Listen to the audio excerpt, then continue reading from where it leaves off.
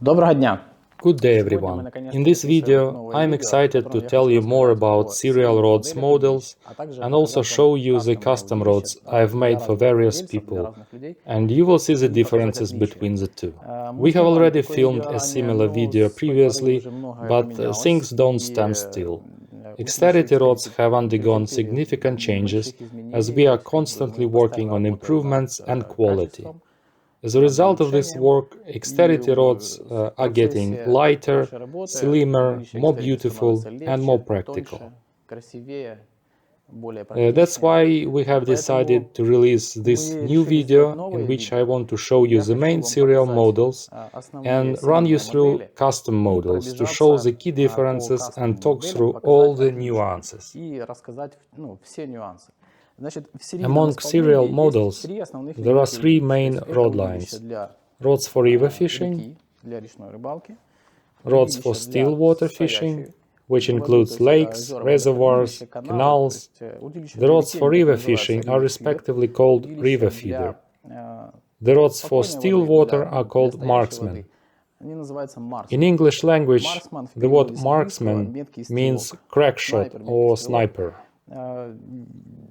The point is that this Exterity rod casts long distances and it does it very accurately. That's why I think the name marksman suits this rod line ideally. There is also a third rod line, the rods for flat feeder fishing. These are highly specialized rods for trophy fishing, that is, specimen carp and crucian on commercials. In this line, we have several models of flat feeder rods, and also very special rods, which are only two in the line. They are called Exterity Hardcore. Complete descriptions of river, marksman, hardcore and flat feeder rods you can find on the website. There you can select either English or Ukrainian language, find the rod you are interested in, and within the rods page there is a special button called Rod Information. In there you will find a complete description of the rod. I've written that description myself, and I think that information is sufficient to understand the complete specifics of the rod. On my YouTube channel, one can find video reviews of several marksman and several river rod models. This year we are planning to make another video review, this time on flat feeder rods, namely 11 foot, 11.6 foot, 12 foot and 12.5 foot flat feeder rods. We will go to a lake or reservoir and aim to film an awesome video for you, which hopefully will be both entertaining and useful, about fishing and about the rod. Now shortly about the river series rod. The case is made of a very solid and highly wear-resistant Cordura fabric, which you would normally find in a rugged tourist bags and backpacks. It's a very hard-wearing material. It's not prone to getting fluffy, and it holds up very well. It comes with a special impregnation that gives it water-repellent properties. The case has a zipper. Here it is on this side. A smoother fabric is sewn inside. We have done it to avoid rubbing of the rod against the rugged Cordura fabric when you pack and unpack the rod. From the inside there is a softer Oxford fabric, which is a commonly seen material in cases by other rod brands manufacturers. We sew it to the inside so that each rod section has its separate pocket to avoid rubbing and scratching of the rod. The main pocket is meant for the rod's butt section. The second separate pocket is for the second rod section. And the third section with a quiver tip also has a dedicated pocket. Additionally, there is a smaller pocket for the tube with quiver tips. All Exterity rods are supplied with 3 quiver tips by default. If you wish, when placing an order, you can ask for additional quiver tips and equip your rod even with 10 quiver tips without any problem. The River series rods come in blue design and a blue trim line on the case, while the Marksman series rods come in black design and black trimmed case respectively. Now I will talk you through the river rods. This is 13.5 up to 150 grams rod. On my YouTube channel you can find a review of this rod, in particular about the casting weights range of the rod. The rod has phenomenal casting abilities. It is an awesome, resilient, slim and lightweight extra heavy rod. It is super slim for its characteristics. When people look at this rod for the first time, they simply cannot believe in the casting weight of 150 grams. The rod is very powerful indeed, with outstanding casting performance, but it looks unrealistically slim.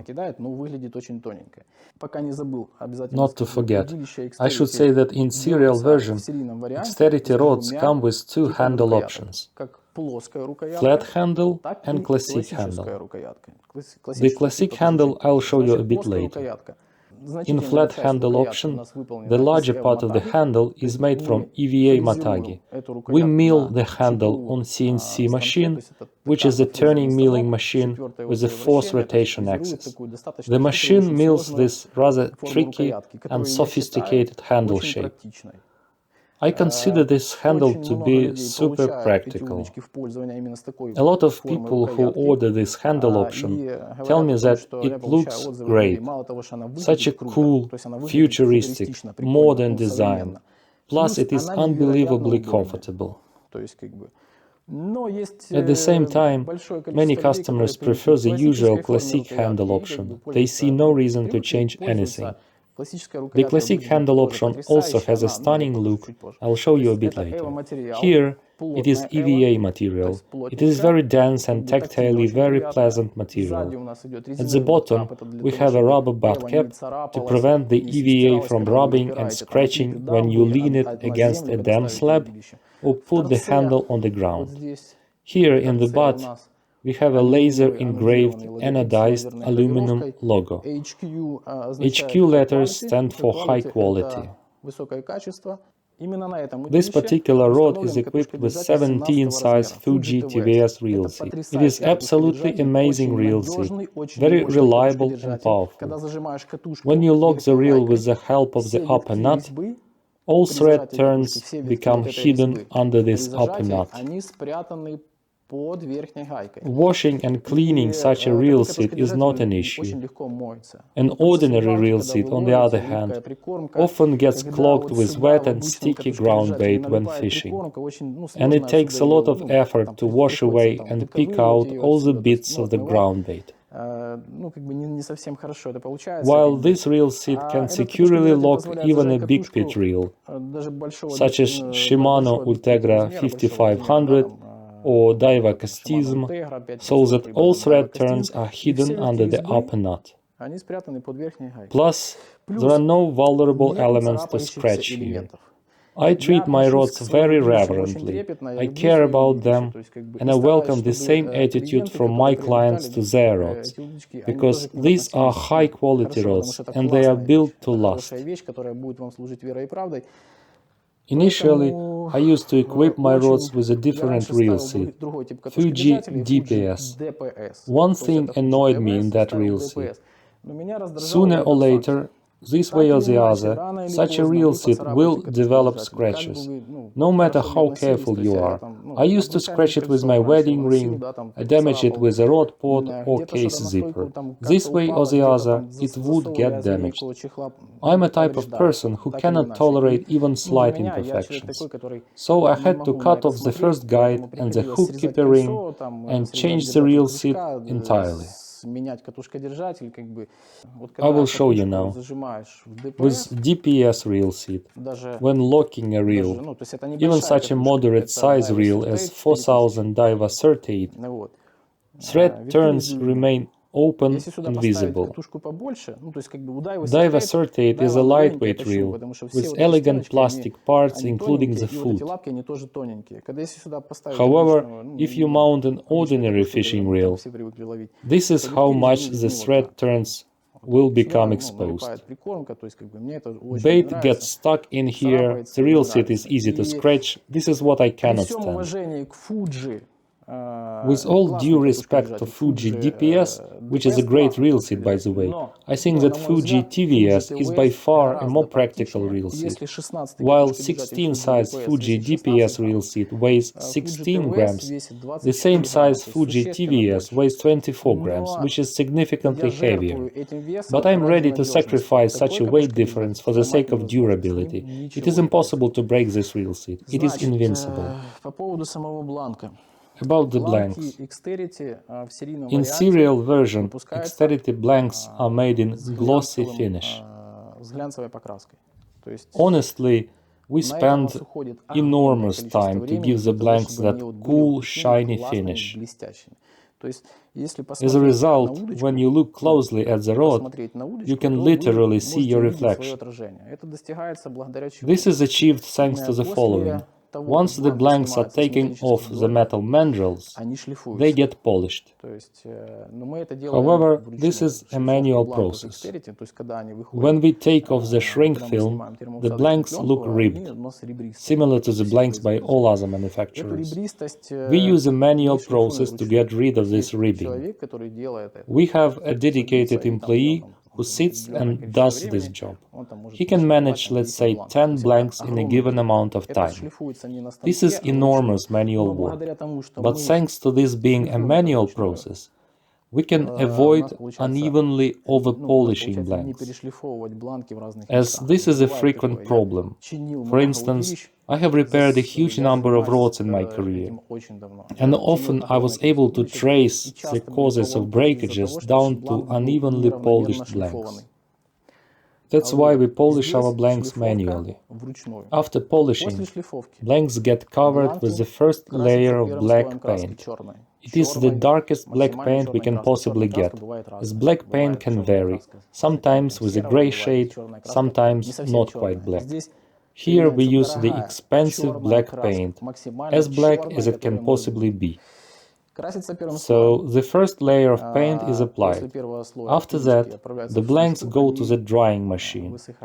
On the next day, a specialist polishes the first layer of paint with a fine sandpaper and water. So the first layer of paint is also called a primary layer. After polishing with a fine sandpaper and water, the blanks get degreased and covered with the second layer of paint. This layer is applied in a super thin coat. The thickness of the paint is super fine.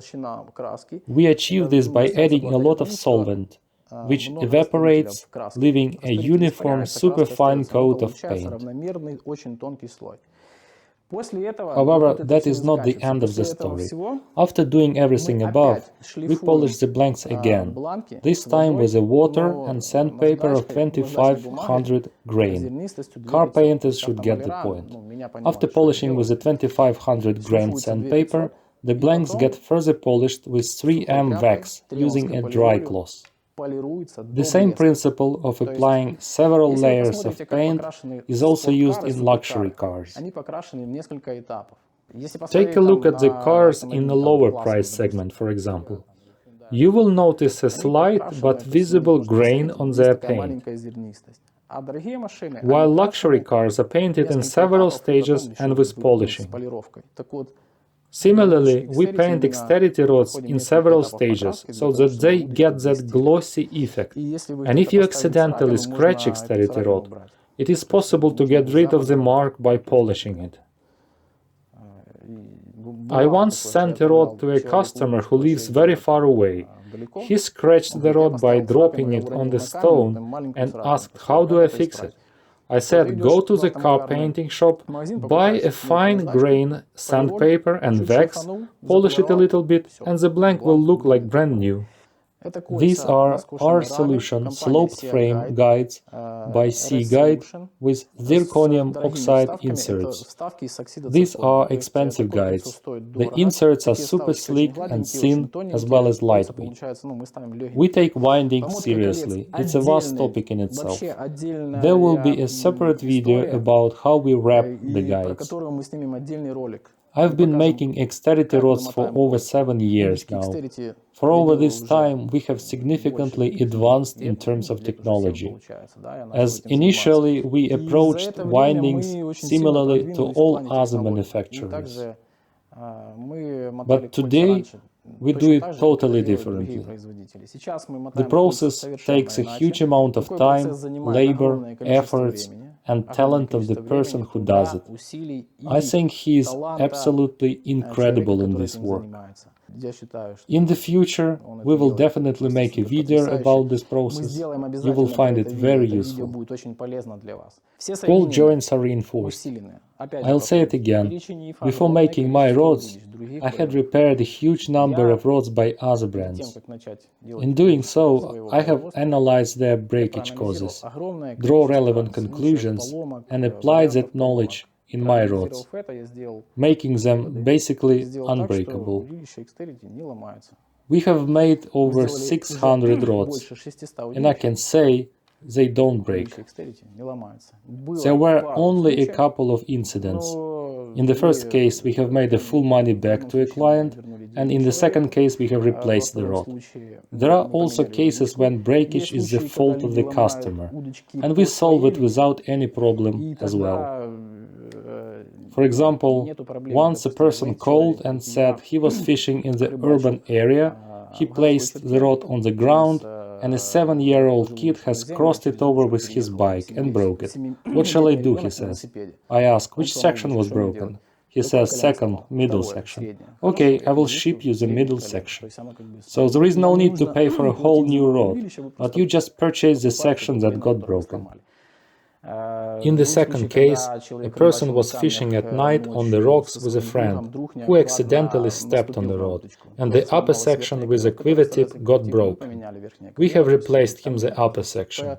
Everyone is happy. We take customer service seriously. When buying our rods, customers don't need to worry. If they accidentally damage the rod while fishing, the problem will be solved. About reliability. The spigots are long and reinforced. There has to be a separate video about the difference between spigot and put-over ferrule. In this future video, I will show all the advantages of spigot ferrule, which are plentiful, by the way. I will talk about how in these places there is a huge difference in taper. That's the reason why there are never any issues when disassembling an Exterity rod. The sections don't get stuck, while with other rods by other manufacturers, because the difference in diameter here and here is minimal, the rod's sections often get stuck, also for other reasons such as incorrect ferrule fitting. In our rods, this place is fast tapered, that's why it's so easy to detach rod sections. It's hard to capture it with the camera, and when I make photos of my rods, I'm always disappointed that the iPhone and the video camera fail to render the true depth of the color and the whole idea embedded in here. Initially, the blank has a black polished color. In the butt section, there is such a raster transition from black to the deep blue color. It's not an ordinary blue color, not a cheap blue color. To appreciate this color, you need to see it with your own eyes. It has such a fine metallic grain in the deep blue color. The black color gradually transitions to blue, from bluish getting bluer and bluer and bluer, and in this place it is maximum blue. I've been choosing this color for a very long time. I've used to visit a car painting studio, buy there several paint colors and apply them on various rods to see which one I like the most. Also ask for opinion of my friends. I would show them and ask, which one do you like the most? The design is cool. People who buy this rod say, wow, what an awesome and noble color. I have watched tons of your photos and video reviews, but it looks different there. Only when you see it with your own eyes, you can appreciate the beauty of this color scheme. The ring has 0.8 mils thickness. It's made of anodized aluminum in blue color, while at the back the ring is slightly thicker, 1.5 mils. the thicker the butt and thinner at the front, because if I put in front 1.5 mils ring, it would look clumsy. Here we have a decorative tube glued inside. You can clearly see a carbon texture. It's a decorative carbon. Neat hook keeper ring. This handle material I make myself. You won't find it anywhere else. It's my invention. It is made of cork crumb, not a rubber cork. Don't confuse it with rubber cork, as there is no rubber here. The rubber cork is a relatively cheap and easy to find material. Its main disadvantage, though, is that it is very heavy. While my material is rather porous, it is heavier than a classic cork, like this one on this rod, but it is significantly lighter than the rubber cork. My material is also highly wear resistant. It can withstand anything. I have put this material to the test thousands of times. It serves me faithfully. It doesn't mold, doesn't wear out. Tactilely, it closely resembles cork, not a rubber cork, which is prone to getting greasy and nasty, requiring frequent washing. Tactilely, this material closely resembles a classic cork.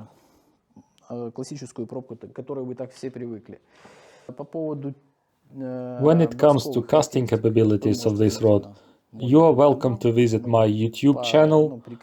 We will include relevant links down below this video. There you will find reviews including this particular rod and see how far this rod can cast. Besides incredible distances, this rod casts super accurately.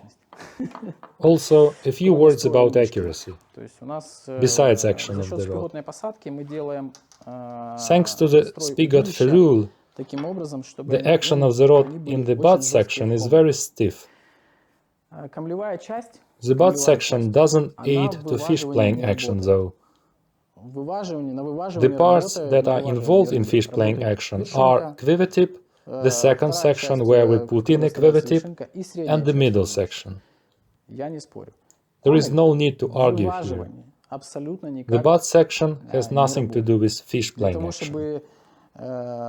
When you feel like under extreme pressure the butt section is bending, maybe it's about time to make the drag system on your reel work. Stiff butt section we need for long casts. With a powerful butt section, the rod in its maximum compression point when casting looks like this. Exterity rods cast like this. This is the parabola they show while casting. In developing my rods, I have tested a huge number of rods by other brands, leaders in the field. And my main observation was that they look like this while casting. Like this. Not like this, as with Exterity rods, but like this. This happens because the soft butt section doesn't allow the upper section to compress to its full potential.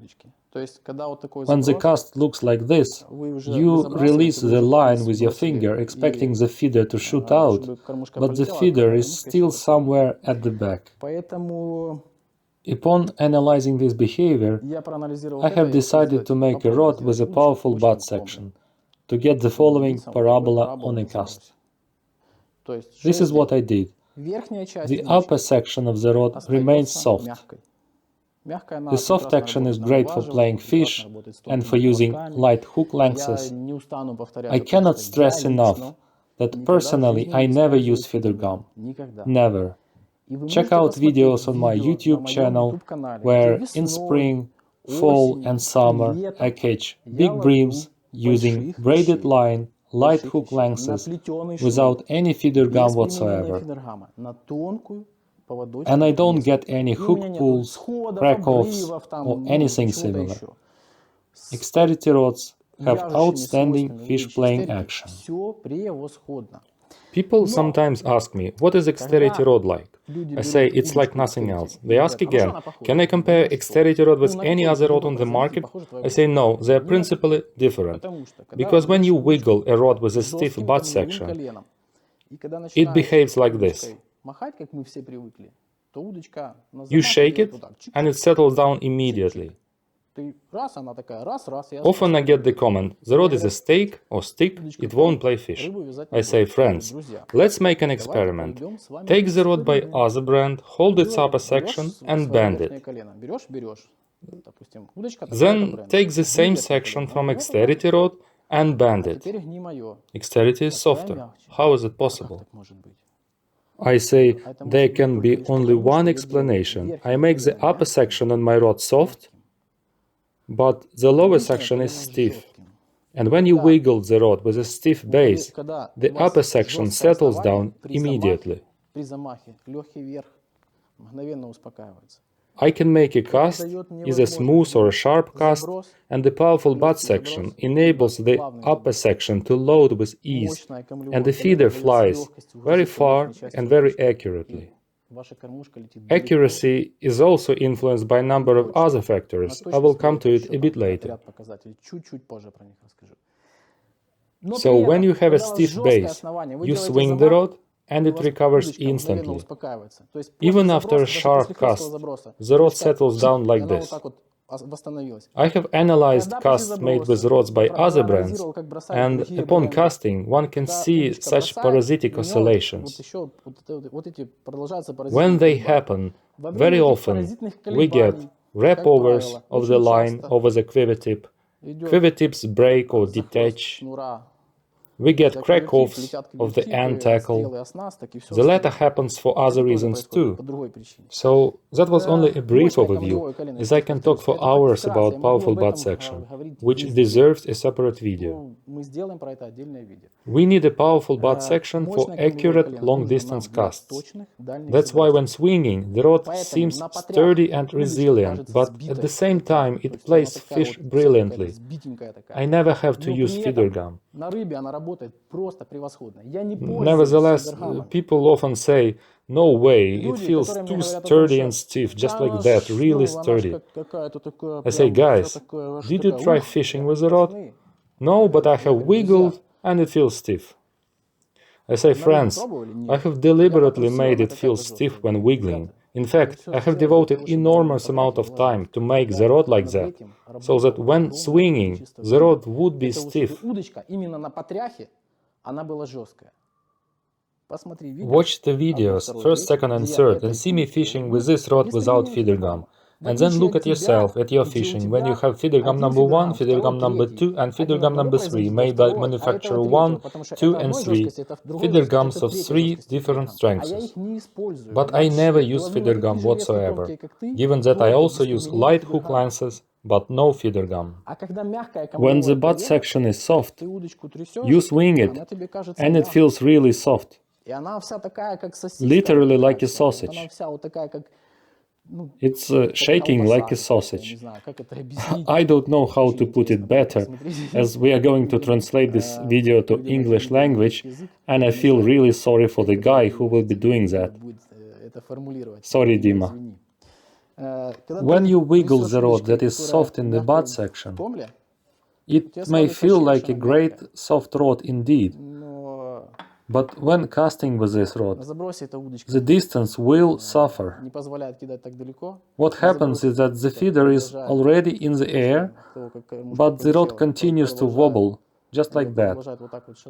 And when you compare the upper section of my rod to some other rod, the upper section which is responsible for playing fish, then the upper section of my rod would feel softer, even in your hands, and visually you can see it.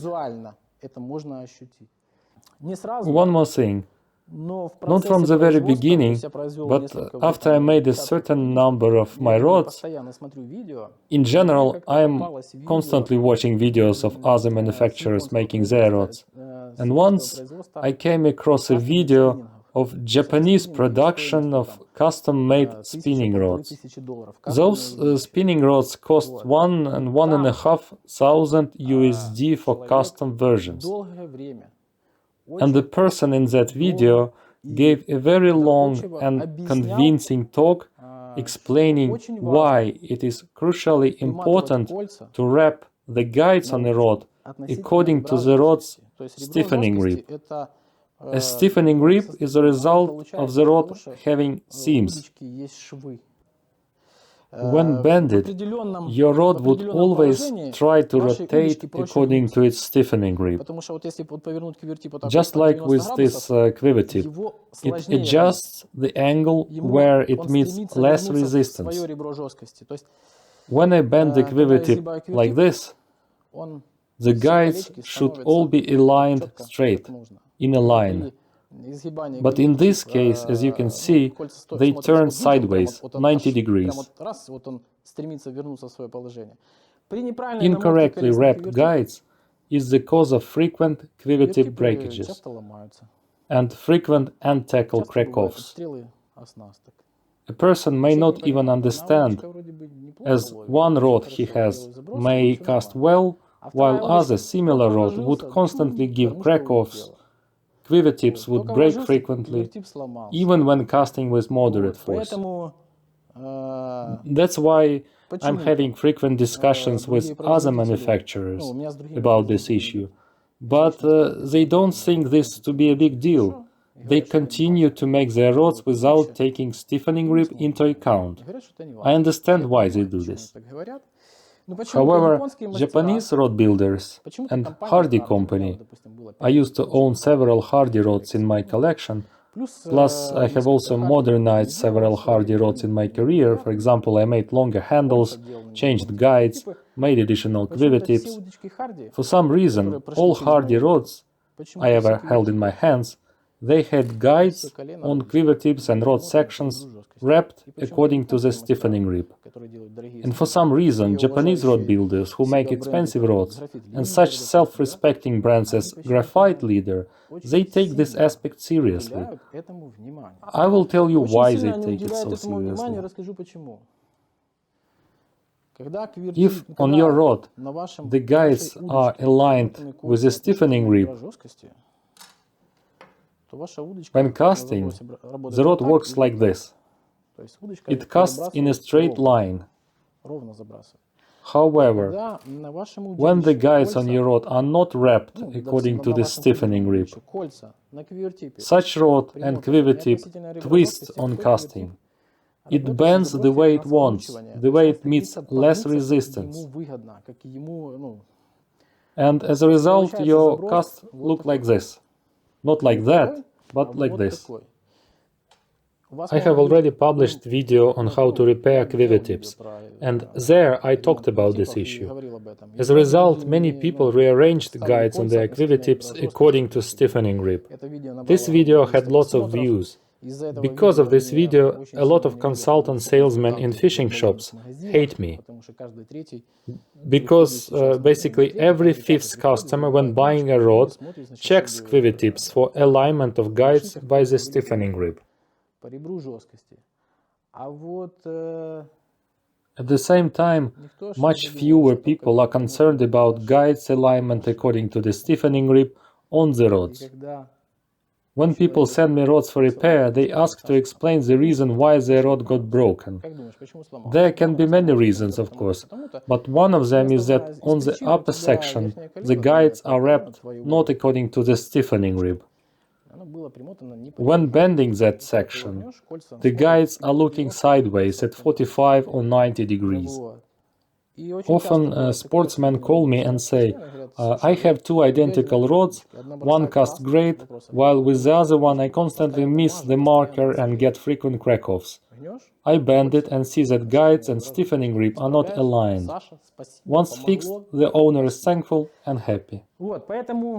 That's why before applying glue and wrapping the guides, we bend each section of the rod on our stand and mark the stiffening grip with a masking tape.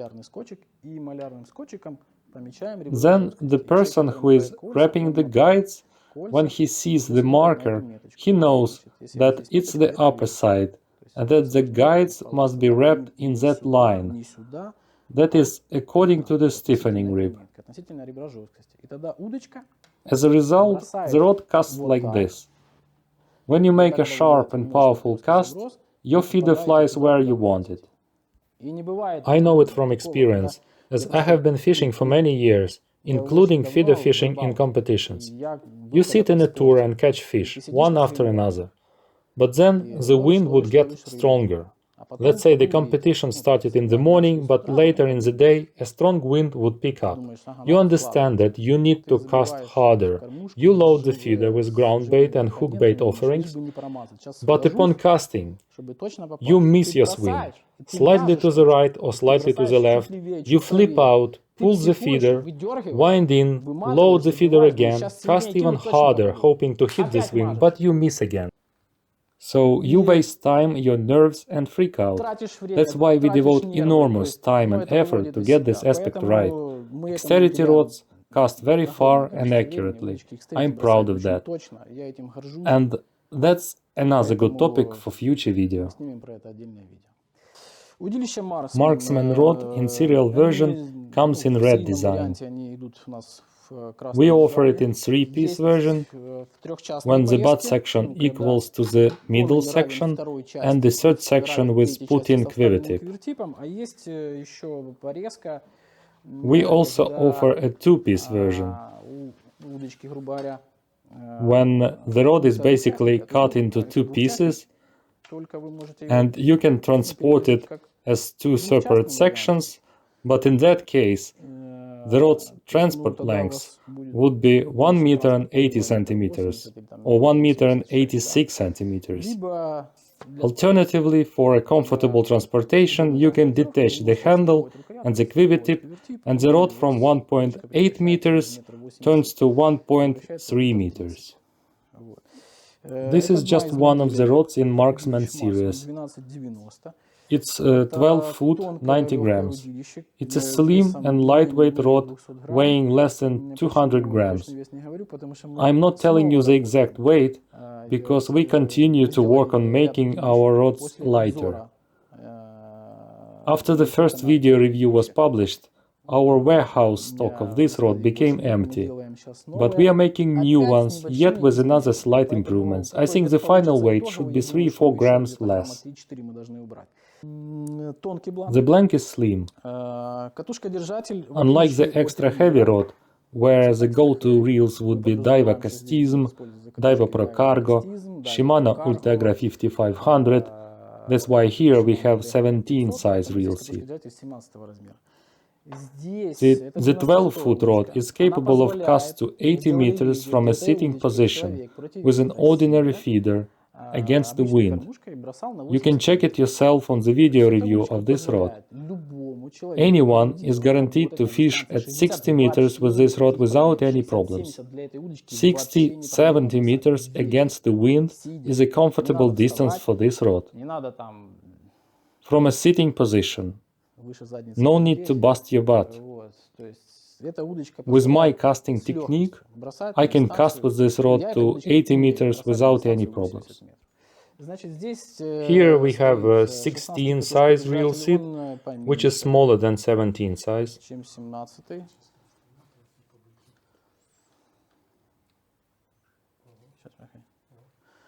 Now you can see that all thread turns are hidden behind the upper nut. 16 size reel seat you can see on my Marksman and River rods up to 12-13 foot. That is 11 foot, 12 foot and 13 foot serial rods are equipped with 16 size reel seat. This reel seat securely locks such reels as Daiwa TDR 4012, Daiwa Tournament 4010, which equal to 6000 size in LT concept. In this case, it is 5000 LT reel. I think it's an ideal choice for this rod in terms of size and power. This is Daiwa Ballistic 5000 LT. It has the body of 3000 and the spool of 5000. That's the usual thing. Those who know LT concept would understand. The first guide is placed sufficiently far from the reel seat. This is C guide, R solution, sloped frame type, double foot. The second guide is also double foot. The distance to the first guide allows to work with 4000 and 5000 LT reels. And even if you mount here a 6000 LT concept reel, a sufficiently distanced 20 mm size guide allows you to do that. You will have zero issues whatsoever. Naturally, the handle length on marksman rods is shorter, as we don't fish very far on still water. Nevertheless, this rod allows for long-distance fishing. As often I get feedback from the owners on how they won the tournament, because with this rod they could cast and fish at distances unreachable by other participants. For example, they could break through the wind and catch 300-400 grams skimmers, while other participants had no choice but to catch micro roach, silver bream, and sunfish at 25-30 meters. While with Exterity rod, my friend could win his zone 2 times by casting long distances, while other, younger participants were catching that microfish in fast pace at close distances. That's really nice when you can fish at 80 meters with a relatively short 12-foot rod. Because in any case, with this rod you are guaranteed to achieve 60 meters and hit the same spot. Even with a poor casting technique you can do that. This rod has a simpler design. Perhaps that's not the best word, I would say modest design, as it is so easy to overdo with the red color. That's why there is not too much of it on the blank. Even on the hook keeper ring there is no red lurex. It is only present on the first guide. Slim anodized aluminum inserts. The butt cap is standard. Naturally, on slimmer rods, the diameter of the handle grip as well as the size of the reel seat are smaller. Just to compare, on this one the handle grip diameter is 27 mm, to make working with 120 grams feeders plus feed more comfortable. With the casting weights range of this rod being 40, 50, 60 grams, the handle diameter is 25 mils and the handle length is 440 millimeters. It's a classic handle shape. Going down from the reel seat, it gets a bit narrower and becomes wider again on the EVA. Such a beautiful, slim-fitting shape. Not an ordinary cylindrical shape, but elegant in the middle and comfortable in the gripping area. The reel seat is reliable, the quality of windings is impeccable. The blank is also varnished. I can see my reflection. On the reverse side, you can see the list of technologies used in the rod. Also, on the website, on the tab called Information, you can read about all technologies applied in Exterity rods. Here you can see the Exterity logo, Marksman series, and casting weight. Perhaps that's enough, as I can talk forever. You can always read more about serial models on our website. There you can find plenty of comprehensive information.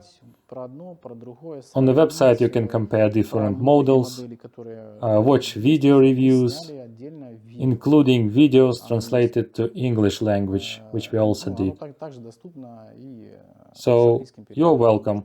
Go ahead and check it yourself. Basically, that's it for today for serial models. But we don't stop here. As I think this year we will make more video reviews. We have big plans for this season to show you the rods in action while fishing. And now, in a slower pace, I'll tell you about custom rods, demonstrate various custom models I have made, and point to the key differences between custom rods and serial rods. I'll start with flat feeder rods, as I have already covered river and marksman series. It's a flat feeder rod, 11 foot, up to 80 grams casting weight. These are the rods which I made exclusively for a customer from Poland. His name is Mariusz Czapski. As I was told, he is a well-known and decorated sportsman. He asked me to make an 11-foot flat feeder rod, a classic two-piece design, that is, when the butt equals to the second section with a put-in quiver tip. He initially asked to make a single rod, but while discussing the specifics and requirements, he said, well, I think I would need two of such rods. So I made him two absolutely identical rods. The blank is super slim, but powerful. As we understand that it's a flat feeder rod, it will have to deal with big fish. For instance, 1 kilogram carp puts on a more fight while being landed than a 1 kilogram bream. That brings specific requirements to the rod. I also enjoy flat feeder fishing, in particular using shorty rods. When I just started with flat feeder fishing, I used to own an 11-foot Preston Carp mini rod. It was a two-piece rod with a 3.5 quiver tip base diameter. Initially, they have been made with a 3.5 tip base diameter, but then the rod disappeared from the shelves and later reappeared with a 2.2 tip. So mine was with a 3.5 tip and it was perfect for fishing carp. But later I sold my rod and regretted doing that. So I bought a new similar rod, however that one came with a 2.2 tip base diameter. Compared to a 3.5 tip, the new one was inferior, as controlling a hooked carp with that rod was impossible. The carp was swimming at will. I had only partial control over fish. If the carp really wanted to go to the neighboring pack, there was nothing to stop him. The rod bended round, starting from the reel seat and the first guide. Let me show you using a quiver tip. You stand in your pack facing straight, and the carp has bended your rod like that. There is absolutely nothing you can do about it. The carp swims into the reeds, he swims to your neighbor's pack, your lines become tangled, and you lose your fish. I believe that you should control the fish instead of fish swimming at will. That's why when discussing a flat feeder rod with my clients, I always strongly recommend a 3.5 quiver tip base diameter. 2.2 makes the rod too soft. In any case, it's very difficult to make a good flat feeder rod with a 2.2 tip base diameter. It is possible, I cannot deny that, but it is difficult. With a 3.5 tip base diameter, the rod is fantastic. It tires the fish out and lands it with ease, with no issues whatsoever. The customer from Poland, Mariusz, asked for a flat handle made entirely from EVA. Here you can see how it looks. At the end, there is a neat, matte, decorative ring. I had to place it here because you cannot find an EVA. It is simply not manufactured to be longer than 40 centimeters, while Mariusz asked for a 440 mils handle. Without this decorative insert, there would be a rough and ugly seam here. Whereas this neat black insert looks like a beautiful design element. 16 size reel set. Mariusz said that he would pair these rods with two Daiwa TDR 4012 reels. This is a rather big reel. When converted into LT concept, that would be a 6000 size reel. That is a large spool diameter. Such size is justified for carp fishing. It is a great choice. Mariusz initially wanted a 25 size first guide. However, on a slim blank, the guide of 25 size doesn't look elegant. So we discussed this nuance with Mariusz and agreed to a 20 size guide, which blends perfectly to the blank and looks fantastic. But I have placed it further up the blank to aid the line coming off the spool and to avoid wrap-ups with the shock leader knots, and also to avoid the line lasso hitting the guide's frame. This is why I have placed the guide further away. The distance here is sufficient. With TDR 4012 it will work like a charm. The rod is lightweight and slim, but at the same time it will pleasantly surprise Marius by its casting distance and accuracy. With its elegancy and light weight, it will cope very well with feeder weights that Marius wants to use with this rod. A maximum weight of 45 grams flat feeder plus feed will easily fly to 70-80 meters when casted with this rod. On our website, you can find flat feeder rods made in red design, that is, black blank, red inscriptions and red decorative elements. This particular rod will be paired with a TDR reel, which has a blue-colored body. This is also something that we have discussed with Marius. We agreed that it will fit the blank's color scheme. It will be an ideal instrument in terms of balance and design. Exterity flat feeder rod 11 foot 80 grams. On the reverse side, there is Polish flag and name and surname of the owner, Mariusz Czapski. Also in the butt cap, instead of HQ, Marius asked to engrave his initials. This year, we will definitely make video reviews of 11 and 11.6 foot flat feeder rods. These are brilliant rods. This type of fishing is gaining popularity in Ukraine, while in Europe it already became popular a long time ago. That's why I think these rod models will be in demand. I have developed them last summer, but unfortunately, we didn't have enough time to make video reviews for you. However, this year we will surely demonstrate you their awesome casting abilities and fish playing action. Upon Marius' request, one quiver-tip section has fluorescent orange color, while the other section is white. All three quiver-tips he asked to make 1.5 ounces, similar strength. That was his wish.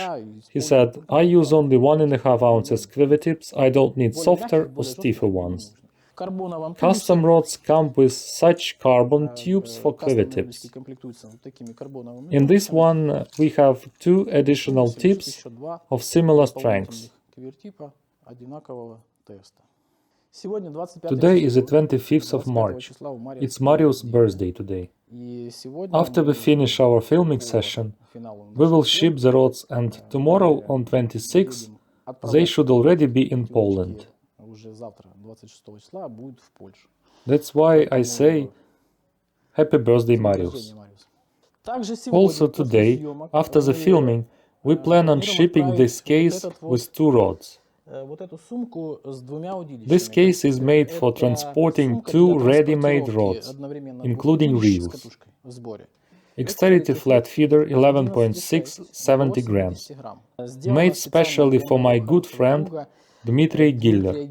For a very long time, Dmitry has been living in Germany. However, originally he is from Ukraine, from Odessa. He has an exceptional sense of humor. He is a great guy. Talking to him is always a pleasure. He is a businessman, very fascinating personality. We can talk with him for hours, discussing various things. It's not uncommon when my clients become my good friends. I'm always glad talking with them, hearing not only positive feedback from them, but also constructive criticism. It's cool when people receive rods and they have something to say and share with me. We exchange opinions, discuss things, they ask me for advice. Why ready-made sleeve including reels and why double design? Dima loves flat feeder fishing. He lives in Germany and goes fishing rather often. He says he likes fishing alone, away from the crowds, but due to special green zone regulation, one has to cover long ways with trolleys full of fishing gear to reach the fishing venue. This case is additionally equipped with a separate sleeve for 2-piece landing net handle. Also on the side, there is a separate pocket for measuring sticks. This rubber fixes the sticks to prevent fidgeting inside the pocket. Here are two sleeves for quiver-tip tubes. Everything is made for fast retrieval of the ready-made rod from the case, including the reel. These sleeves need to be taken off. The reel is attached, the line is put through the guides, a single joint needs to be put together, and the rod is ready for fishing. Marius says he needs to throw everything inside, place around his shoulder, and go to the fishing menu. That's why on the opposite side there is a handle and solid and reliable shoulder strap. If it's not needed, you can always detach it, as it comes with spring hooks. To prevent rod fidgeting inside the case, there is additional Velcro. The rod is reliably fixed inside the case. Every part has its secure place. This is an awesome quality case, with comfy and reliable zippers. The case is made of Kojiro fabric. I've already talked to you about this fabric. Here you can see the prints. It's not just a paint, but flock printing, which is an expensive, high-end type of printing. It is highly durable. About the rods. Two identical rods. Dima already has a number of my rods. He has Exterity Hardcore 13-foot rod. He also has 12.5 flat feeder rods. Now he ordered these slim 11.6 70 grams blanks. These rods bring you maximum pleasure from fishing. Even half a kilo or 1 kilo carps will give you plenty of positive emotions while playing them.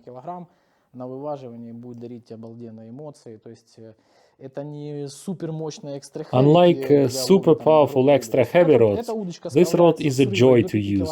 Nevertheless, it can cope with a fish up to 5 kilos. The powerful butt section allows for timely turning the fish around, not letting it go to the adjacent peg or into reeds. This is the rod that enables you to control the fish. We need the powerful butt section, first of all, for long-distance casts. This 11.6 up to 70 grams rod casts to 80 meters with no problems, especially with excellent flying qualities of a flat feeder. The powerful butt section gives us control over fish. Otherwise, your rod would bend too much, and the fish would swim at will. My rod starts to flex in the upper section. The upper section is soft. It flexes very well and tires out the fish. These rods are made in Black Edition design. Dima already has a number of my rods. He has River, Hardcore, flat feeder rods in red design. This time he said, please make such a design that will be in tune with my Daiwa Luvias 3000 size reels. Excellent reels made in 2015. The body of those reels has the same color as in my Black Edition design. Both options are available, matte and glossy. This blank is matte black. The guides and windings are black too. The decorative elements, butt cap, inserts and all inscriptions are black. The only thing that is not black is the flag of Germany. The hook keeper ring is black too. This is a gorgeous instrument for getting maximum satisfaction from fishing for 1/3 kilograms carps. Such carps give the most frequent and positive bites. They are super active. Catching them is fun. The rods are lightweight. Daiwa Luvias in 3000 size weighs 245 grams, making a great, highly balanced tackle with this rod. So these two rods will be shipped today to Dima. I know that on the 1st of April he has plans for fishing with these two rods in Netherlands. They will be right on time and Dima will have a quick chance to test them. The handle has a distinct design. I once made such a handle in my marksman rod and I bragged in front of Dima. He said, I want the same, please make me the same handles. Here there is a long EVA piece, but your palm is resting on the cork, which gives pleasant tactile feelings. The materials are super easy to clean. I always keep a washcloth in my platform box, so after fishing I just wipe the handle with a washcloth and simple water. These materials are quick to dry, as opposed to the common cork, which, if wet, starts to mold inside the case. These materials are easy to clean. Starting every new fishing session, I personally like to unpack the rod that is looking brand new, as if right from the shop.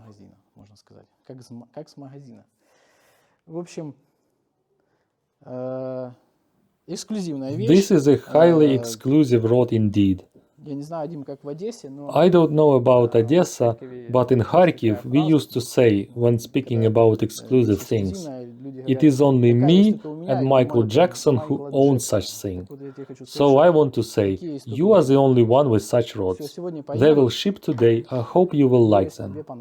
The second section also has a deep matte black color. The quiver tips are also exclusive, the same matte finish. Here you can see the tip's strength indication. Take a look at the tip top. There is a tiny droplet. It prevents the line from scratching against the tip top's base edge. It also prevents frap-ups. It is such a tiny detail, which is hardly visible, but it is massively useful. We have begun adding this detail relatively recently, thanks to my good friend Amelyanchuk Sergei Stepanich, who pointed out to the utility of such a droplet. I think it's great when people give me not only positive feedback, but also brilliant improvement ideas. This example, it's such a small but useful thing. As a whole, the rod looks fantastic, especially when you see it with your own eyes. I doubt in the power of the camera to render this beauty. Now is the best moment to show you the features and all the advantages of a custom rod. What is custom? It is when we discuss anything: length, shape, handle diameter, handle materials, quiver tip strengths, their color. The type of the reel defines the size of the first guide, the color of the blank, its design, the designs of decorative elements, rod cutting scheme, the case that will go with it. Right now, on my table, I have two identical rods, in terms of action, transport length and features. These are Marksman 12-foot, 75 grams rods. One rod I have made for Volodymyr Voroshilo. He already has one of my 12.5 up to 100 grams River series rods. Now he asked me to make a rod for still water. He is fishing for pleasure, not for match fishing, not for competitions. The second person, on the contrast, is a sportsman, a rather well-known and decorated match fishing angler from Poland, Robert Smolek. I have already made him a rod for river fishing that was 13 foot up to 120 grams river feeder. It was also an exclusive rod with handle made entirely from EVA. Instead of 16 size reel seat, there was 17 size. Hence, the handle diameter had to be 27 millimeters. In general, for big reels, 17 size Fuji TVS reel seat and the first guide in size 30 are ideal. By default, serial 13-120 river rods come with 470 mils handle length, 16 size reel seat, 25th first guide, and handle grip diameter of 25 millimeters. Robert has asked for River 13-120 rod in red design, not in a classic blue design typical for all serial River rods, but in red design. He also asked for 17 size reel seat, 500 mils handle length, made completely from EVA, and the first guide in size 30. I have already shipped him the rod. He likes it very much. Took it to the match fishing, he gave me positive feedback, obviously he is very pleased. And he ordered another rod, Marksman for still water fishing. This is the best occasion to show you the difference. The two rods are the same, but they have different configurations. The first rod is made with a classic handle, EVA and core chrome. The classic handle length of 440 mils. For the 12-foot rod length, 440 mils is a comfortable handle length. Red decorative elements. Same as the river rod. Here the blank is entirely black. The red color is minimal, only in red lyrics and on Marksman logo. The second rod is made in golden design. As opposed to the first rod, this one has a longer handle. Here you can see it. The handle is made entirely from EVA material. Also, this decorative insert is in matte black color. If I made it glossy, it would be too eye-catching. Here the color of decorative elements is light gold color. It is different from simply gold color, as in my opinion, the whitish gold finish of a light gold is superior. It is more delicate than a reddish gold finish of an ordinary gold color. The black color on this blank is not a simple black color either. It has a green shade to it. I owned Hardy rods. I think they are outstanding rods, very beautiful. They had such a dark green color. The inscriptions on Hardy rods were also made in light gold color. To some extent, I borrowed the color scheme from those rods, but the difference is that my blanks are black with fine metallic grain and a green shade. Because if painted in a simple black color and with golden inscriptions on top of it, that would look very cheap and ugly. A lot of my time went into choosing the right paint to go with the light gold color.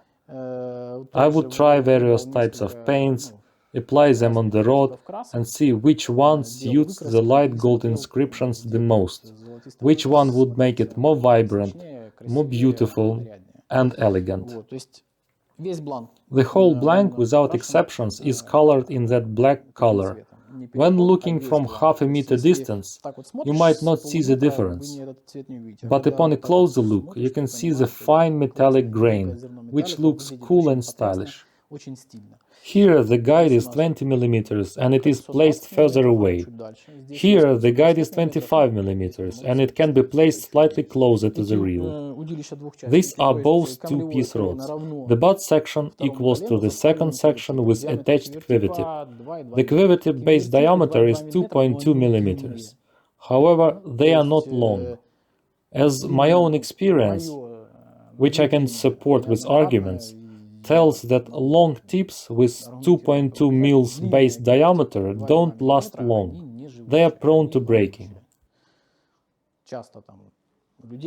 Previously, I had frequent requests from my customers who broke their quiver tips to make and ship them new ones.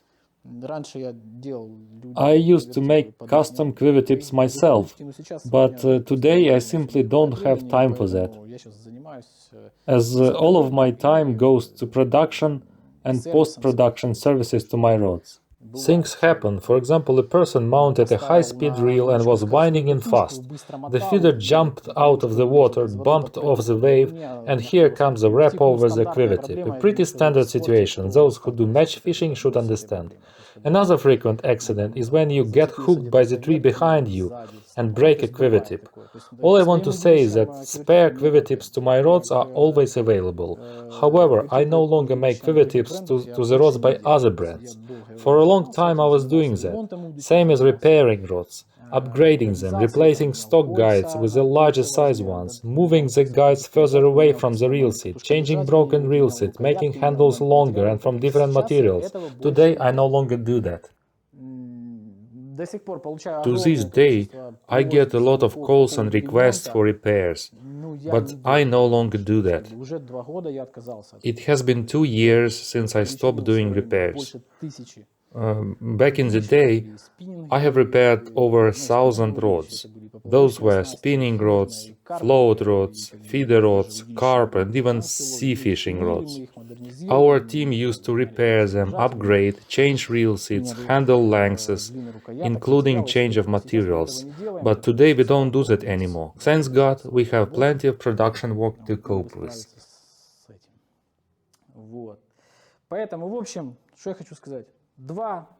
What you have seen now are two absolutely identical rods, but in different configurations, based on personal preferences.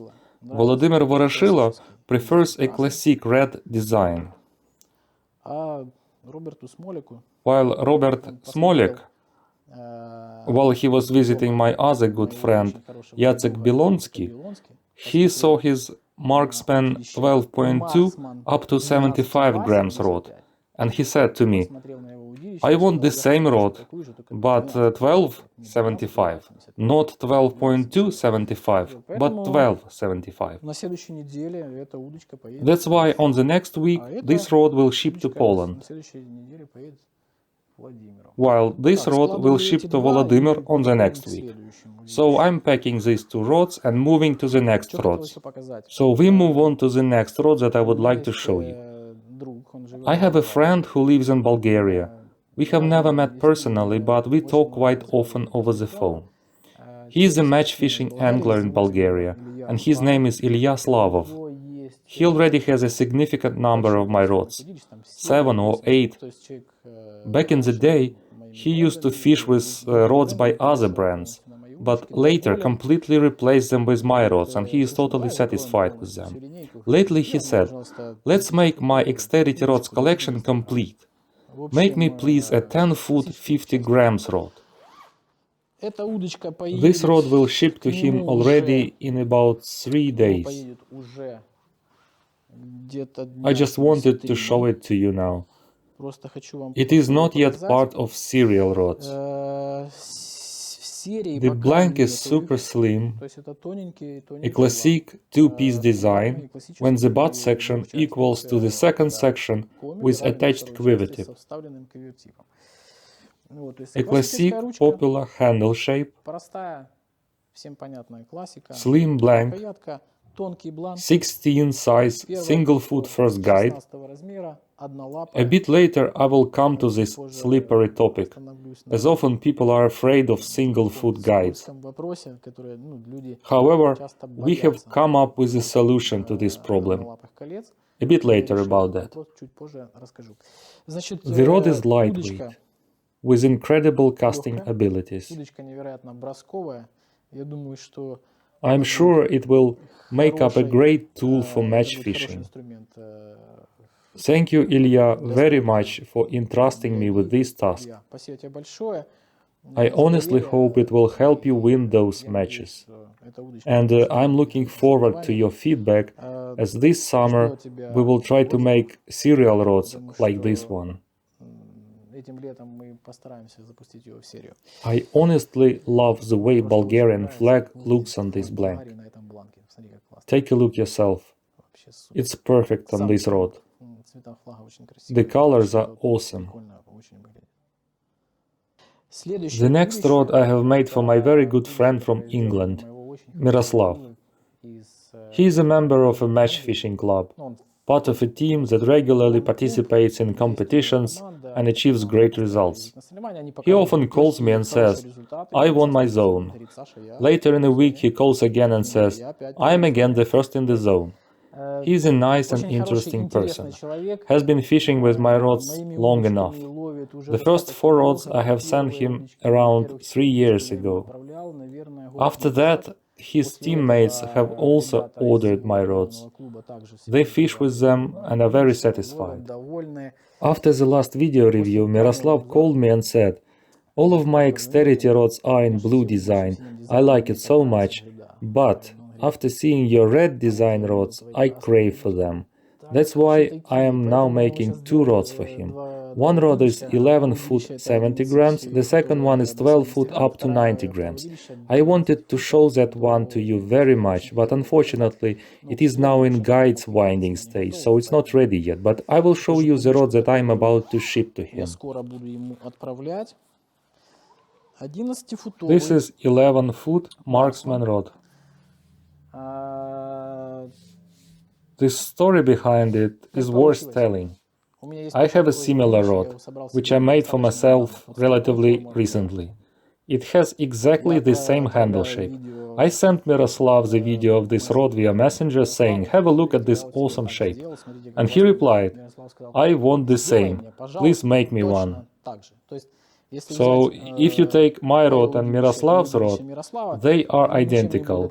The only difference are the Ukrainian flag on my rod and Lithuanian flag on his rod with inscription, especially for Miroslav Martinkevich. The rod is incredible. One of my favorite rods indeed. I like fishing on still water, and this rod is ideal for fast-paced still water fishing.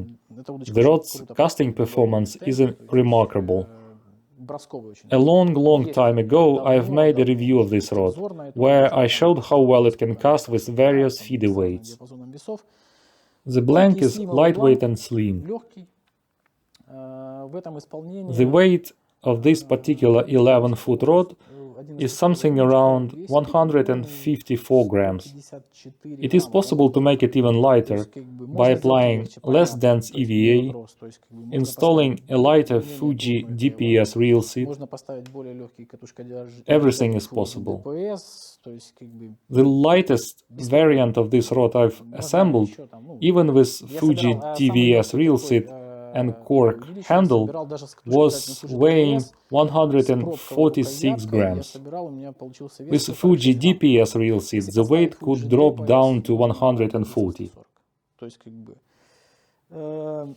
Many people don't like too much of EVA on their rods. They say that often EVA accumulates impact marks and dents. For these people, I would say that not every manufacturer, but at least with Exterity rods and some other brands, these dents are actually easy to fix. Even if you put a serious dent by, let's say, stepping on the rod, putting something heavy on top of it, and you have a dent on the EVA, the simplest solution is to boil a kettle of water and pour the water on the place where you have dent. And a quality EVA restores its original shape.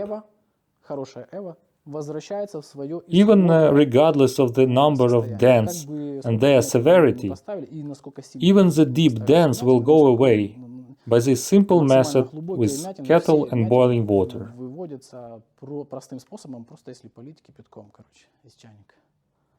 You know what's funny? I became hated for showing people how to find a stiffening rib on quiver tips. And now I'm thinking that people will start bringing kettles with them when they're choosing rods in fishing tackle shops. Anyway, this blank is super slim, lightweight and with great casting abilities. Thank you very much, Miroslav. I'm happy to be acquainted with you. Also, many thanks to your team members. I'm grateful for your support, feedback and advices. The next rod I have made for my other very good friend, Alexei, who also has a large number of my rods. In particular, he has this rod too. He says one day, "Alexander, I have watched video reviews. Please tell me, are 1170 and 1290 rods somewhat similar?" I say, "Yes, they are." He says, "Anyway, I want the 1290 rod in my collection as well." I say that I personally own 12.290 rod. They have a number of differences, and he says, "Okay, I want the same 12.290 rod as you have. My personal 12.290 marksman rod is made in blue design, but Alexei asked for a red design. That said, I want to draw your attention to the following. The Marksman Rod 1170 that he owns is made with the handle with a combination of EVA and classic cork. He says to me, I want the handle on my 1290 rod to be made of the same high-quality, expensive Portugal cork.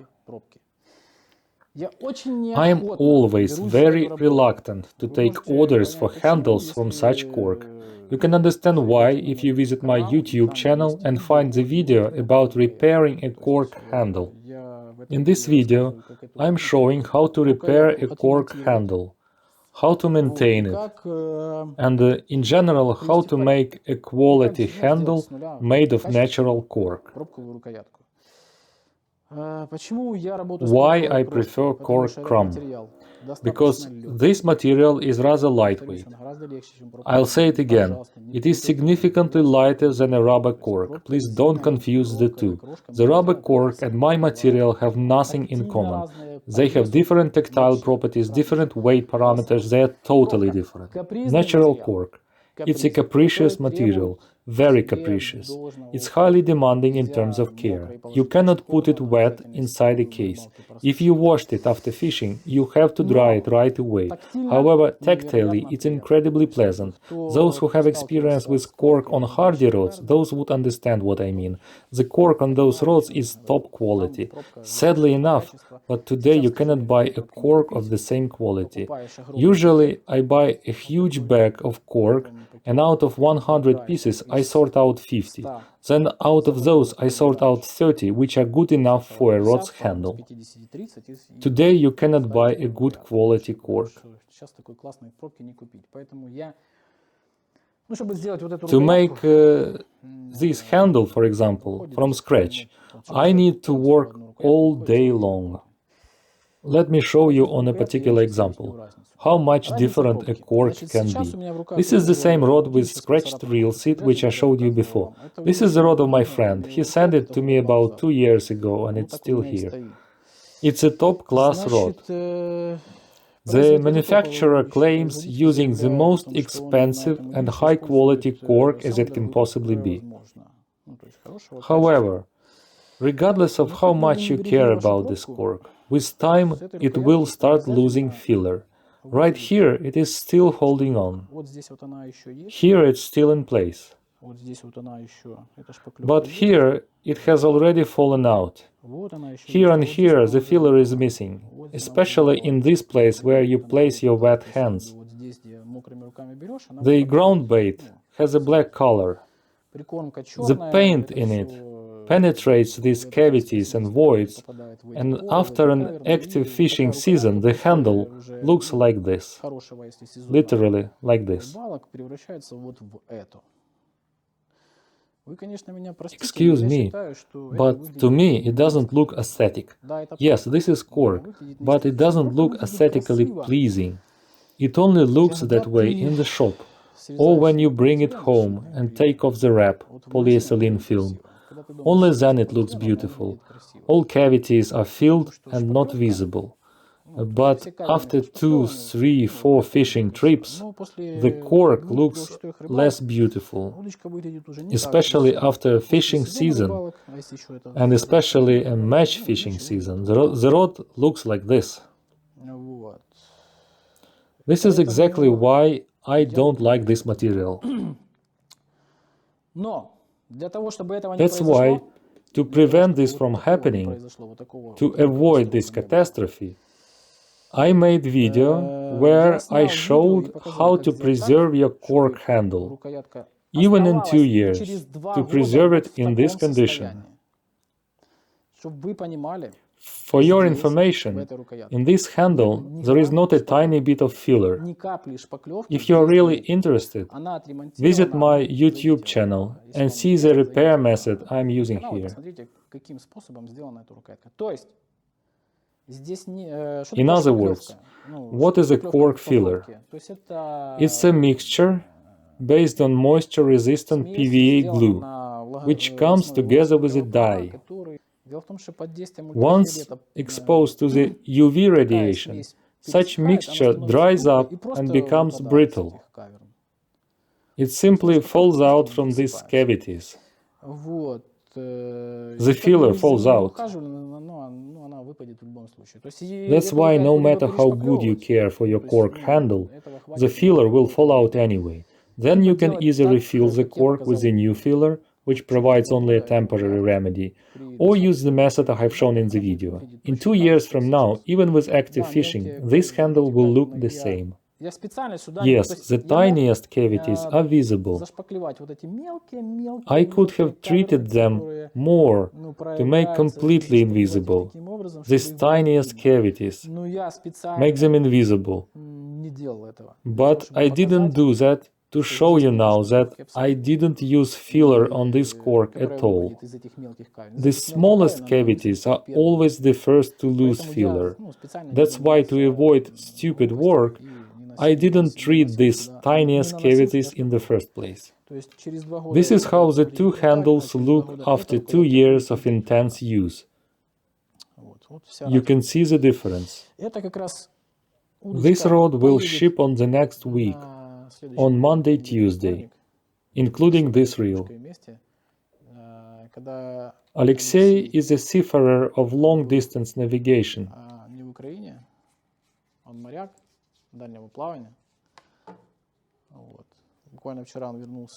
Literally yesterday, he returned to Ukraine and said, Sasha, I want a rod in red design, same as Marksman 11 foot.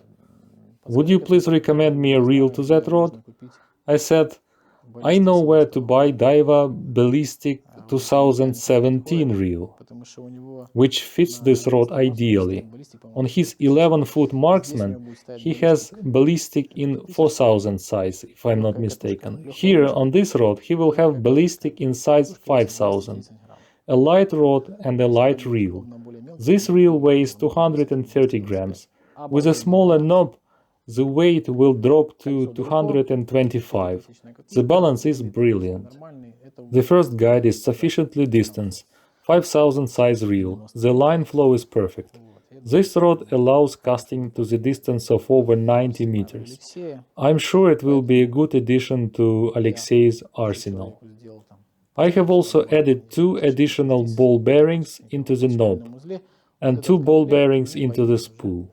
This bundle will ship to him on Monday. Here you can see the flag of Ukraine, and especially for Babayev Alexei. On the case you can also see the Ukrainian flag, and especially for Babayev Alexei. Thank you, Alexei. Fish with pleasure. I hope you will enjoy it as much as Marksman 11 foot up to 70 grams. And another very special rod for a person who lives in Moldova. His name is Cornel. He owns perhaps every single rod I have ever developed. And I have a strong feeling he is not going to stop there.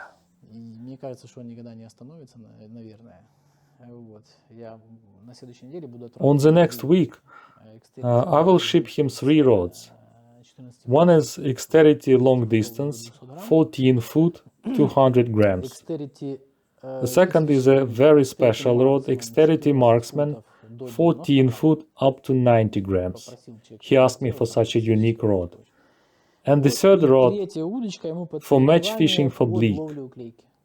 He asked me to make a picker rod, 9 foot, 40 grams casting weight.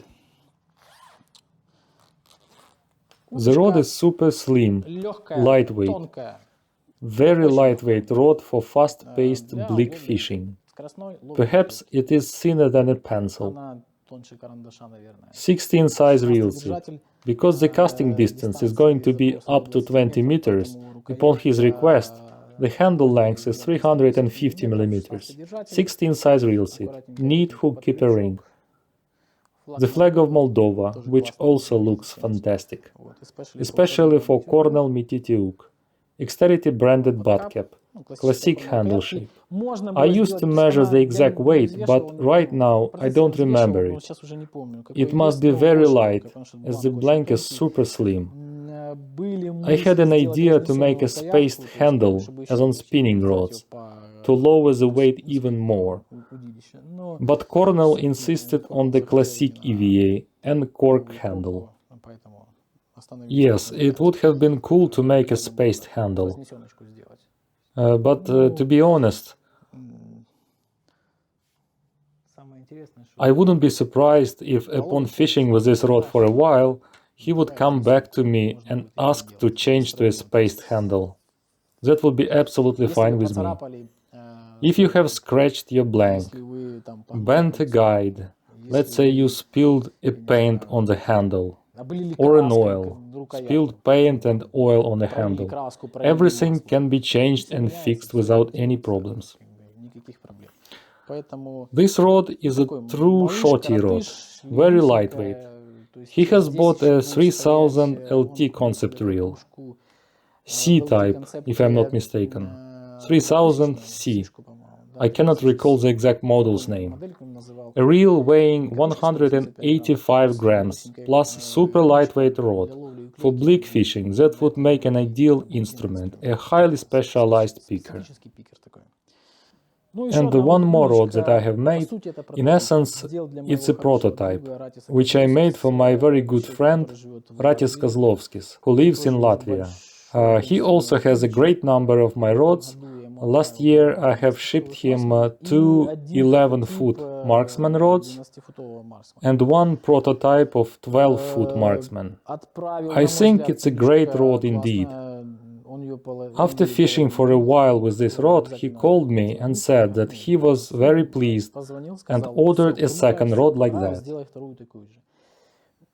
I very much wanted to add this rod into my serial rods line this season, but unfortunately there is war going on in our country, and due to frequent electricity cut-offs, we simply didn't have enough time to bring it to perfection. Ratis asked me to make the exact same rod as the first one, so I made it. At the same time, things changed for the better. The snow has melted away, the temperature outside now is 15 degrees. Spring is coming. The month of April is close. It will be getting warmer and warmer, which means that we will have more opportunities to test and experiment with new rods. And I think this year will bring very interesting 12-foot and 12.5-foot and 13-foot rods. If everything goes well, I think by the end of the year we will make video reviews of these models, show you how they cast different weights. Long story short, this rod will ship to Ratis on the next week. This is marksman in classic design and with classic handle, but with interesting cutting scheme. I don't want to jump forward with information. Initially I wanted to show it. I already placed it on the table, but I think if I do show it now, I would get too many questions. It will remain an intrigue for the time being. A couple of more rods are left to show you, and that will be enough for now. Finally, I want to show you a standalone series of rods. It is not yet part of the serial models, but it will be in the future. This series of match fishing rods is called Exterity contact feeder. Often people call and say, I understand that marksman is soft, it is for still water, river is also pretty explicit, it is for river fishing. What about contact? I say the name is the key, it is for contact type of fishing, it is a match fishing rod. This rod can let you do jigging. This is the rod for match fishing for finicky fish. When on the first match day, everyone is catching the fish more or less regularly, but on the second day the bites become shy. You need to animate your hook bait, drag it across the bottom, and strike at a little indication. When bites are shy and the hookups are on the edge of lips. In these conditions, the rod has to be a contact one. On the tiniest of indication, you should be able to set the hook. When the bites are shy, you shouldn't linger with a strike. That's why in contact feeder rod, the upper section is slightly stiffer than when compared to marksman rod. To the final 25-30 centimeters, I lay a bit more pre-preg, so that when striking at a bite, there will be no delay with setting the hook. The rod is still phenomenal at playing fish. Go check on my YouTube channel 2 videos of me in spring catching river breams, really big river breams, from 1 kilo to 2.5 and 3 kilos of this size, on this rod, on this very rod, Exterity contact feeder. In the first video I was fishing with 12.2 75 grams rod, while in the second video I was fishing with 11.6 75, though that one was in a different design. I'll talk about it shortly. The fish playing action of contact feeder is brilliant. However, at times we need that extra bit of additional stiffness. Match fishing anglers should understand me now. When the hook length is 1.5 meters long, the feeder has reached the bottom, and you can see it by the bumped back tip.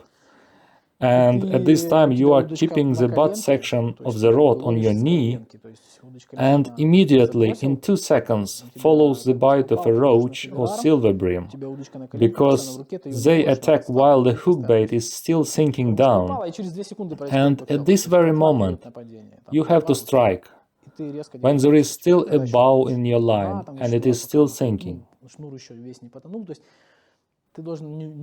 Your ability to not miss the optimal striking moment is crucial. That's why the upper part of the rod has to be slightly stiffer than in marksman rod.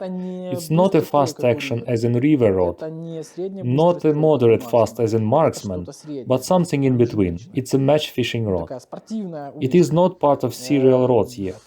It's only available in custom models, and the reason for that is that this rod is for those people who know what they want. For those who have enough experience, and those who understand what they want. For instance, there are people who simply like the way this rod looks.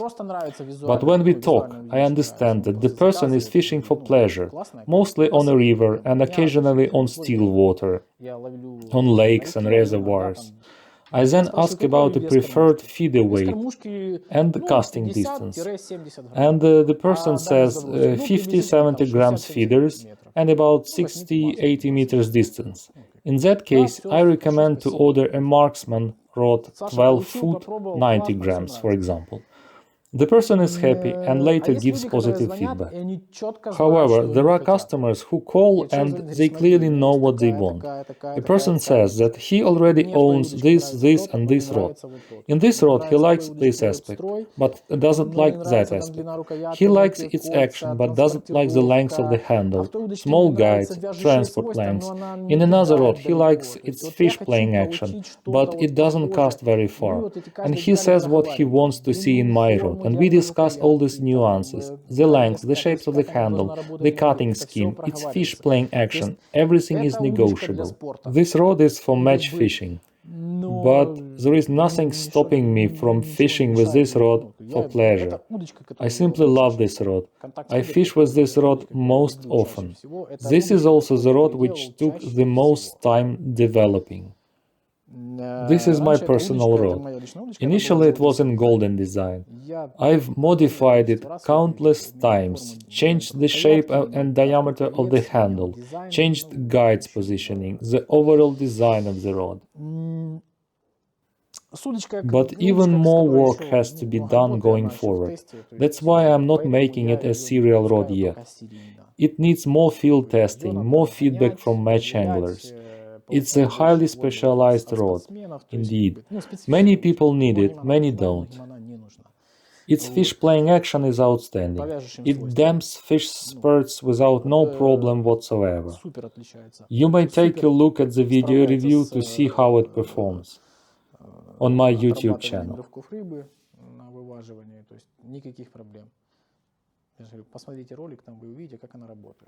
When it comes to casting abilities, I have a customer who constantly calls me and says, with your rod 11.675, I cast to 75 meters, but I feel like I can do even more. Can I? Or will I break the rod? I say, Artyom, why would you do that? He says, I feel I can cast to 80 meters. I say, I understand, it can cast to 80 meters. I have a customer in Germany, Yuri Tshe.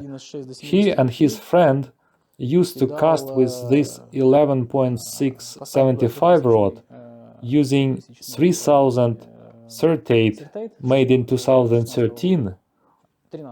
That reel size equals to the more than 5000 LT concept reel.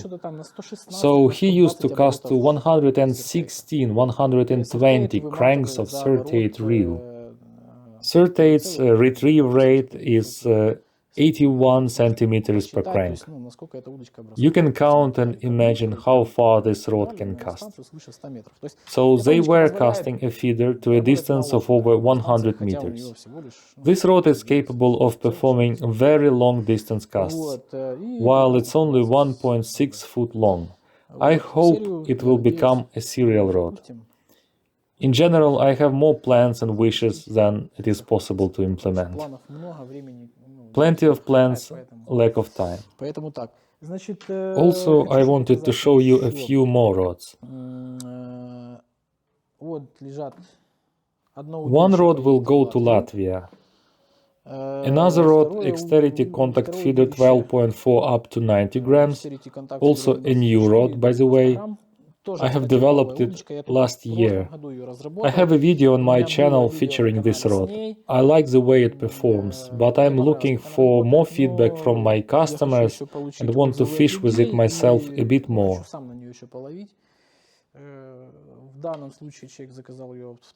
In this one, the owner has requested a detachable handle. Also, the handle is flat here. It says, made especially for Evgeny Chumash. This is what the inscription says on the blank in Czech language. This rod is made for a person from Czech Republic. This is the first time I make a rod with a Czech flag on the blank. And it also looks amazing. The color is also black with a green shade, with a fine metallic grain. Inscriptions made in light gold color. The rod will be paired with a large LT reel, hence the first guide is size 25. A flat and longer handle of 475 mils, 16 size reel seat. I have made many rods for Czech Republic already, as several match anglers live there for over 10 years, but originally they come from Ukraine, so they know me. We speak the same language, and they constantly watch my YouTube channel. I have made several rods for them, and they are quite happy with those rods. So they show their rods to other match anglers, to their fellow match anglers. So I have sent a huge number of rods to Czech Republic, but all of them were with Ukrainian flag. This one is the first rod with Czech flag. So this contact feeder 12.4 90 grams is made with a 3.5 cavity base diameter, while the contact feeder rod 12.2 75 grams has 2.2 cavity base diameter.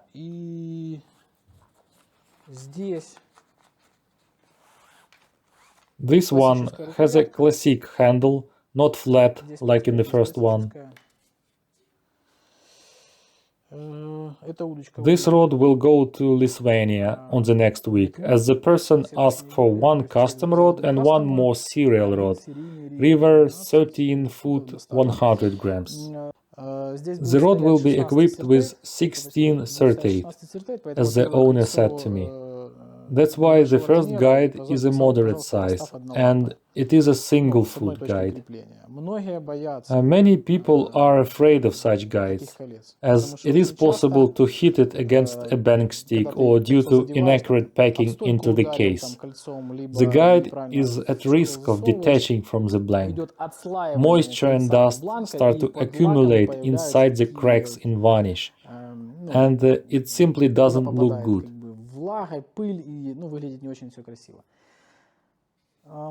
We also faced this problem because we used to wrap guides the same way as other manufacturers. I'll show you now, just a moment, please. Here, for example, same top-class rod of one manufacturer, which I've shown you before. It also has single foot guides. Here you can see what happens to such guides. Fractures in varnish, dirt and dust build up here. In any way, it doesn't look pretty. Previously, we faced the same problem, and initially we tried to minimize it by using a different varnish. In our windings, we use Threadmaster Light Formula finish. This finish has a quality is that it remains flexible even under a long exposure to UV radiation. When taking the guide off the rod, when cutting it with a knife in 1 or 2 years, you will notice that the varnish is not brittle, but flexible and plastic. With a flexible varnish, even if the guide bends, flaking and peeling off happens much more rarely. On mass production rods, when wrapping the guides, companies predominantly use fast-drying type of varnish. This helps them to produce more rods in a given amount of time. So they use a fast-drying varnish, which is more brittle. It has the quality of being more brittle. Those who do windings professionally, or those who have tried it on their rods at home, they know this issue. When cutting off the varnish from the guide's foot, tiny pieces of it fly all over the place. This happens because they use the so-called fast varnish, while we use flexible varnish. In the end of 2022, one person called me and said that he had encountered the very same problem. I know this problem very well. I hear about it regularly from other people, because it happens with all rods without exceptions. However, in Exterity rods, we have solved this problem. In our team, we have a new member who does windings brilliantly, and he enjoys this job very much. This is the first time, actually, I am encountering a person who truly enjoys doing windings. To me, it seems like a monotonous, boring work. Thank you, Artyom, very much. You are doing this work fantastically. What is astonishing is that you truly like this work. And it was him who said, "What if we do this kind of trick?"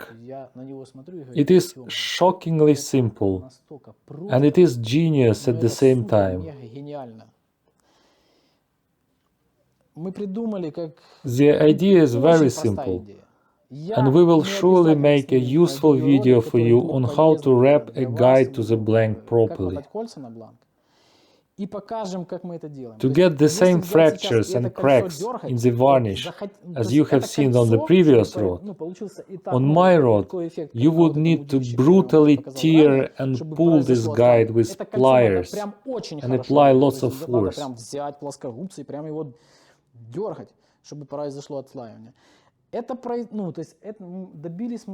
This is what we have done to achieve this.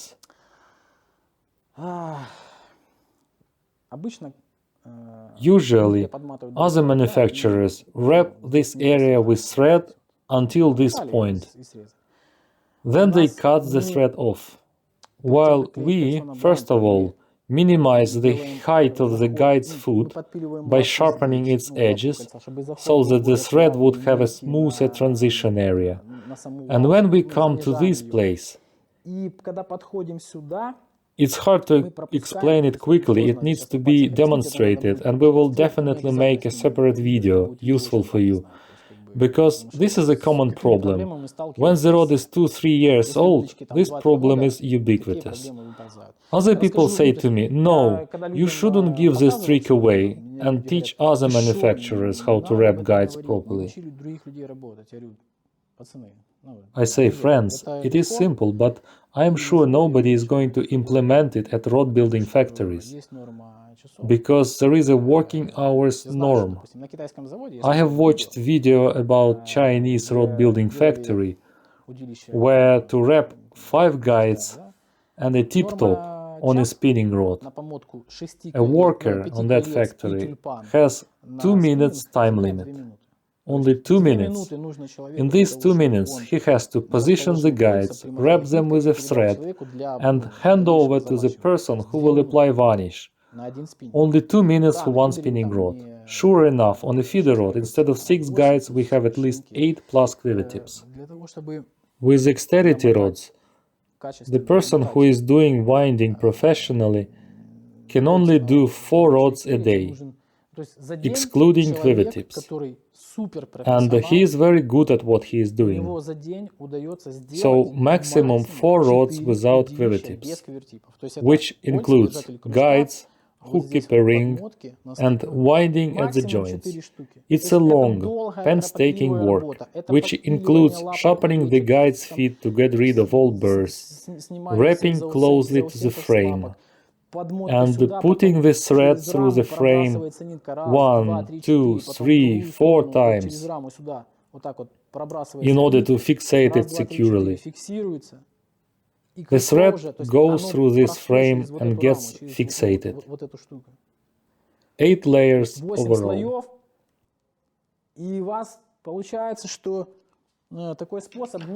Such a method prevents the guide from doing this, moving freely, as the thread goes inside the frame and gets wrapped around the blank. That's why we don't have this moving, rattling effect. That's why the varnish on Exterity rods doesn't peel off. A truly simple solution.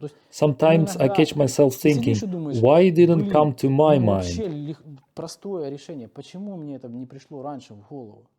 And such things happen all the time. You will be laughing, but sometimes I cannot sleep at nights because of an idea that comes to my mind, and I wait for the morning to jump into my car to go and implement this idea straight away. At times, it really becomes aggravated, and beyond anything that we would call normal.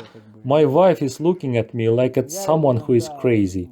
I can get really obsessed with an idea and get thinking of it all the time. This is why everyday Exterity rods are becoming lighter, with better casting performance and accuracy, and overall quality. We constantly work hard to make them even more perfect. And finally, I'll show you my personal rod, which has been modified countless number of times. Before, this rod looked like this. No, even like this. A classic cork handle. I was so tired of caring for it, drying after each fishing. Today I say no, cork no more. Later I made it with a cork crumb, which added 3.5 or 4 grams of weight, but it's not a big deal. It used to be in such a golden design, with such blank color. That rod I used with Diver 38 2016 model.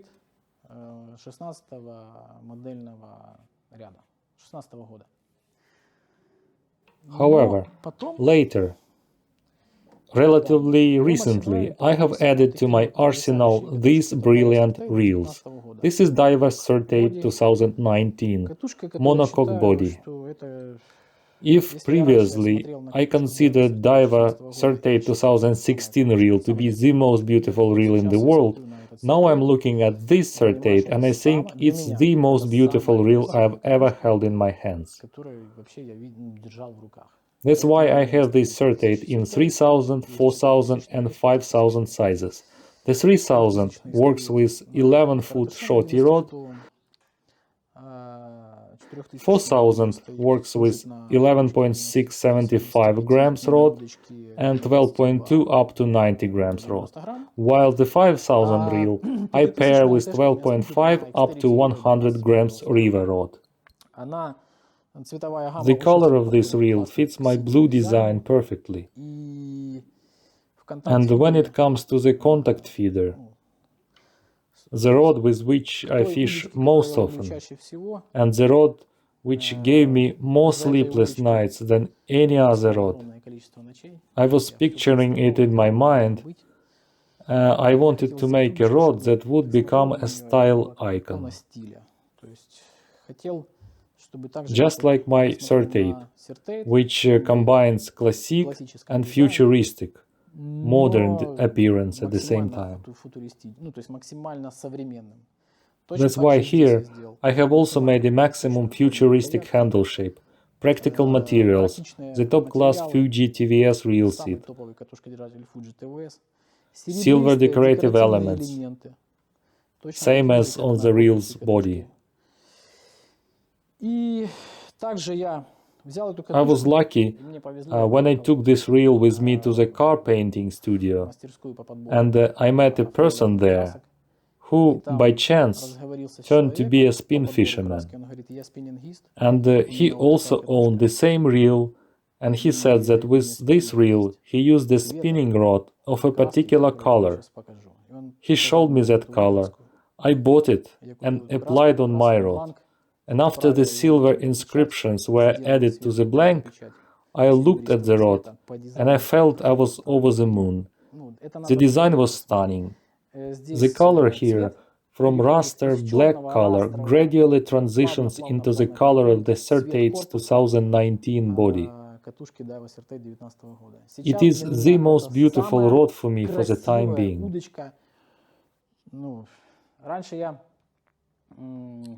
When I only started making my rods, I was admiring some other rods on the market, and I was dreaming that one day my rods would also become visually very attractive.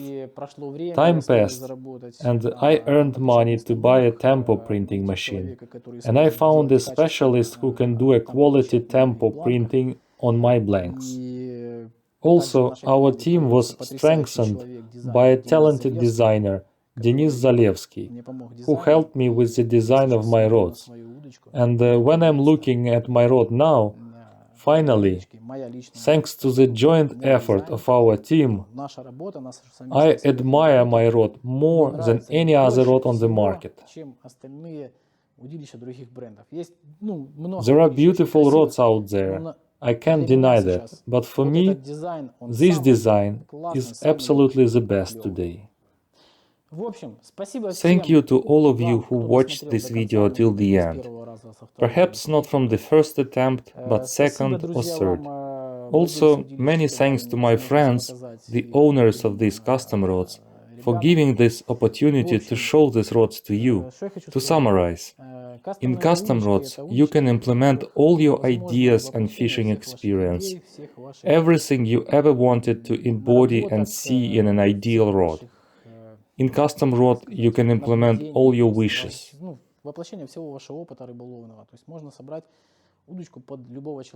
Yes, it is difficult and takes a lot of time, including discussions over the phone between me and my client. And I should say that it's not rare when we talk for several hours discussing a particular rod, custom rod. Very often, my clients become my good friends. As when we talk, people share with me what they like and dislike using particular examples of rods which they use now or used before. One way or the other, we spend loads of time in discussions. Serial rods are easier to make, because a lot of my time already went into their development. They are made in larger quantities, because their production is based on clear technical specifications. Blanks I make myself.